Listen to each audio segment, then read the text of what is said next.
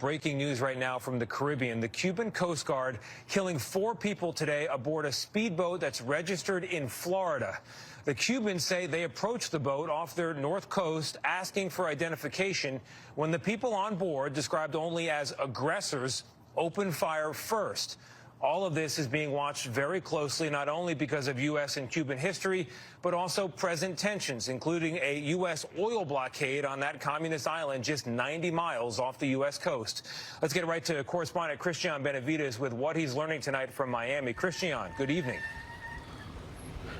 Tony, good evening. Tonight we're hearing from Cuban officials after at least 4 people were killed on a U.S. speedboat after it entered Cuban waters. Cuba's Ministry of the Interior said the Florida-registered boat was a nautical mile northeast of the El Pino Canal in Cayo Falcones when 5 Cuban border guard troops approached it for identification.